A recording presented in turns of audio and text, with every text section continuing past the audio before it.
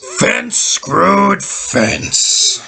Earl Hebner counted out a lot of guys in his wrestling career, but is Vince going to be counted out? Is Vince McMahon down and out? Well, according to former WWE referee Earl Hebner, he thinks McMahon is going under. Welcome back, guys, to Fog Wrestling. And Earl Hebner, he wants justice to be served. He doesn't exactly know what justice is right now, but he wants it to be served. And obviously, he has taken the side of Janelle Grant. Now, to be honest, at this point, everyone in the wrestling business that has commented on this has pretty much taken Janelle Grant's side, apart from Kevin Nash. He's the only one that has been impartial and basically called out what I think any free-thinking person would see here. So, I mean, respect to Nash, but a lot of people have just buried McMahon. They're throwing McMahon under the bus. And what I've noticed is people like Earl Hebner, people that either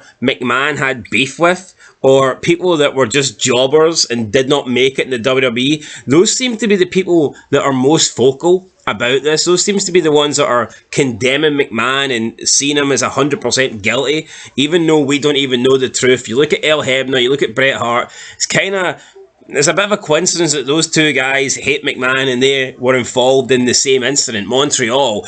But yeah, those two guys have called it McMahon. And then you look at people that never really made it in the wrestling business and they got fired, people that weren't good enough to be in WWE. Those are the kind of guys coming out and burying McMahon the most for this. But anyway, Earl Hebner was at a signing for WrestleFest. He was signing photos and shit like that. If you like Earl Hebner, he was on the panel and you were getting signatures and stuff, and he commented on the McMahon allegations. So this is what the most controversial referee in wrestling history had to say about the allegations and McMahon's history going all the way back to 1988. Quote, "The only thing I can say is I hope justice is served. Between Vince and John, they are in a heap of trouble. I think Johnny is trying to jump ship on Vince now.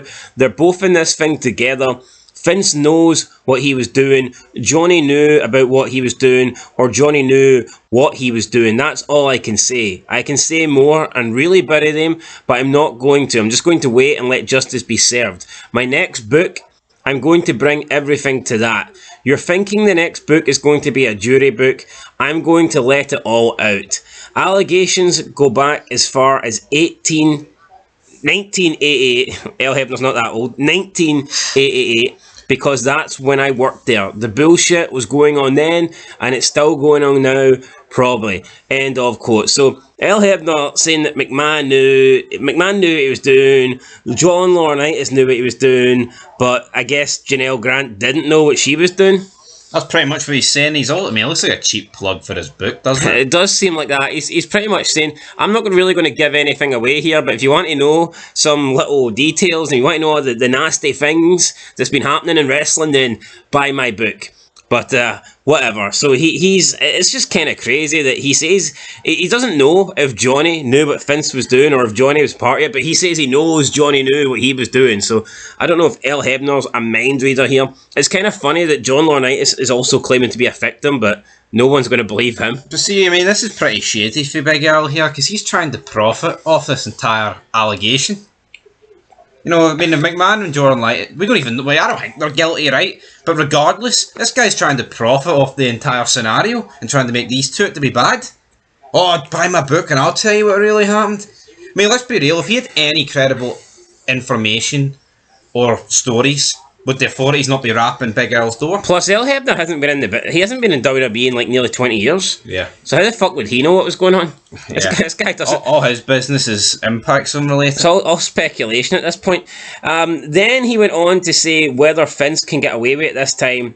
And I'm going to quote what he said. And this isn't me actually I'm not like reading the quote or anything. This is legit what Earl Hebner said. And I've read it like multiple times. It doesn't make any sense to me. I'll read it one more time and you guys can decide whether it makes sense to you. This is what he says. Quote, "He thought he was getting over, but he's not getting over. No matter how much money he's got, he's been getting over, but now he's going over this time. But it ain't what he's been going over with. He's going under." End of quote. So, Earl Hebner pulling one out of the Dave Meltzer playbook here. It's like he needs 60 yards, but instead of going for the Hail Mary, he's went for the Dave Meltzer. This makes no sense. We'll read it again. This is what he says regarding whether Vince can get away with it. Quote, he thought he was getting over, but he's not getting over. No matter how much money he's got, he's been getting over, but now he's going over this time. But it ain't what he's been going over with. He's going under. End of quote. What can you make of that there? Because that to me is a bunch of going over, going under. I think this whole signing with Earl Hebner went under. Over and under, that song from The Condemned, but I mean, what do I think? I think he means, in terms of getting over, it means he's been able to get over these obstacles in the past, these allegations, but now he's going to go under. But the way he's explained it and worded it is a fucking disaster. That's what I've took from it.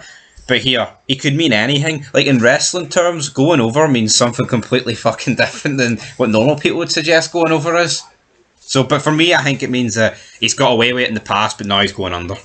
And he's meant by getting away with it in the past is he's got over it. Well, did he need to say getting over and going over like 20 million times in one sentence? But did he need to screw Brett in 97 either? So well, he didn't need to do that. So yeah, no, I just think since this whole McMahon thing came out, the people that have been most vocal about it are either people that have a history of disliking McMahon or people that were just not good enough for WWE and were released. We haven't really heard anyone that was like impartial with McMahon or anyone that had success in WWE come out and bury the guy or condemn him or call him like a terrible... Like, are you really surprised that Bret Hart jumped on the bandwagon and decided to, you know, throw McMahon under the bus and apologise, and he was apologising to a former female referee because he said he never believed her back in the day. I mean, that shit just seems pathetic for Bret. It does.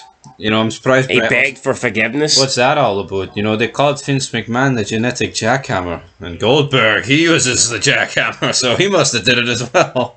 I'm surprised Bret didn't fucking spin it into Goldberg. Aye, if Vince is a jackhammer and Goldberg uses a jackhammer, then he's a jackhammer, that dirty, stinking hyena. Anyway, he put it me accidentally. He's worse than all these rapists. Anyway, guys, Earl Hebner, what does he really know? Probably not a lot. You know what, right? Earl, go fuck yourself. You're talking pish. I mean, it's just a guy that's got a beef with Vince and looks like he's trying to plug his book.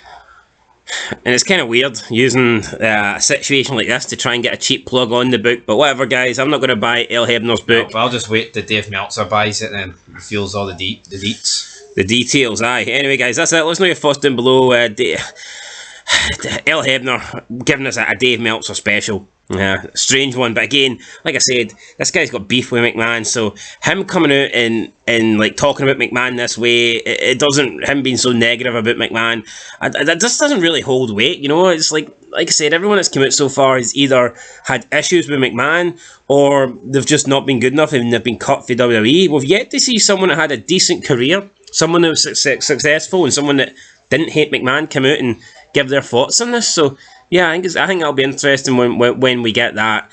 So, alright, catch you in the next one, guys. Till then, peace.